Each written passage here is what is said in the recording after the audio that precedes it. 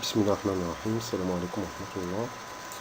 سنحاول في هذا الفيديو المختصر أن نشرح كيفية استثمار النتائج انطلاقا من المصادر. إذا في الصفحة الرئيسية نذهب إلى التقييم، بيان النتائج، ثم مطبوع قرار مجلس القسم. نقوم بتحميل كل مستوى وكل قسم على حدة.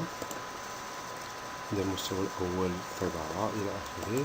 إذا نختار مثلا المستوى السادس في هذا التوضيح.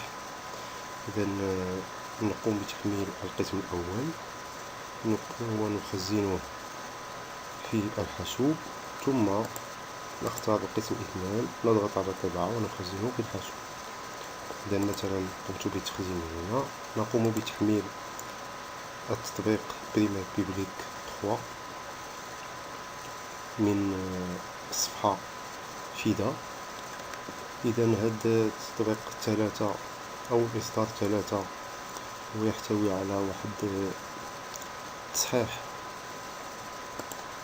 يعني بعين الاعتبار التلاميذ الذين لم يجتازوا امتحان مثلا إقليمي أو امتحان الموحد المحلي. إذا نقوم بفتح التطبيق. إذا هنا نختار سنة دراسية، يمكن تغيير السنة الدراسية، وبالتالي هذا التطبيق يمكن استعماله في السنوات المقبلة إن شاء الله. نختار نوع ثاني من عمومي أو خصوصي، ثم نختار المؤسسة، مثلا هذه المؤسسة. إذا نذهب إلى المستوى الذي نريد أن ندخل إليه المعلومات. نفتح المستوى السادس القسم الأول. نقوم باختيار التلاميذ من أول رقم تلميذ إلى آخر رقم تلميذ، ثم آخر معدل سنوي. إذا كوبي، ثم نذهب إلى التطبيق، نضع زر الفأرة الأيمن ونقوم بإلصاق المعلومات عن طريق كولاج سبيسيال فالور لكي لا أغير وجهة التطبيق. إذا نذهب إلى نغلق القسم 6.1، نفتح القسم الثاني، نقوم باختيار التلاميذ. إذا قبل إلصاق المستوى الثاني، إذا في التطبيق سأدخل رقم القسم الأول، ثم رقم التلميذ داخل القسم الأول. إذا القسم الأول يحتوي على 40 تلميذا. بعد ذلك في الصفحة 6.2 أضغط على كوبي، ثم أرجع إلى التطبيق وأقوم بلصق المعلومات من بكولاج سبيسيال فالور. إذا أدخل رقم القسم الثاني،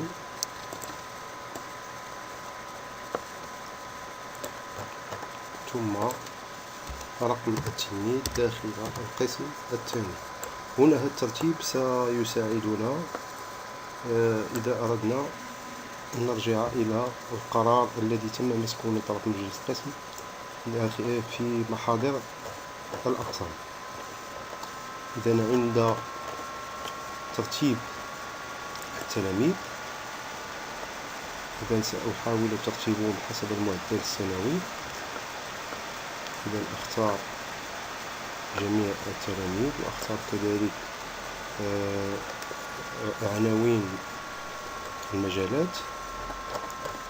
إذا أذهب إلى تريي دوني، ثم تريي.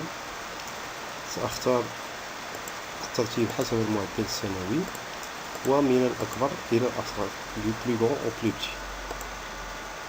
إذا لاحظوا أن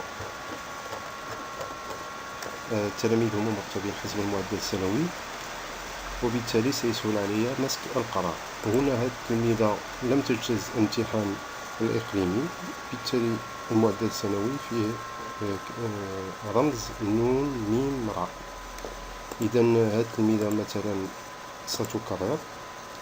إذا بالنسبة للمفاتيح القرار، بالنسبة للانتقال إلى السنة الأولى إعدادي انتقل إلى الأولى إعدادي مسار مهني كهرباء بناء البي، نجارة الألمنيوم MA، تكرار دي والفصل UX. إذا انطلاقا من هذا التلميذ، إذا القرار هو النجاح، يعني A. إذا سأذهب إلى آخر تلميذ يحصل على العتبة 5. إذا مثلا هاد التلميذين استفادا من النجاح عن طريق قرار مجلس القسم، يعني تداول في حقهم قرار مجلس القسم بمعدل أكثر من 4.5 ونجح. وهذا التلميذ أو هذا التلميذ لم يتمكن من النجاح، التلميذ لم يتمكن من النجاح لأنه يحصل على النقطة 3.21. مثلا لدي بعض التلاميذ، أخذ على سبيل المثال ماهر ذكر. إذا هذا التلميذ اختار أن يتوجه إلى كهرباء البناء بالبن، وابتسام اختارت نجارة الألمنيوم MA، ومثلا أمين اختار كهرباء البناء مثلا. إذا هنا أحصل على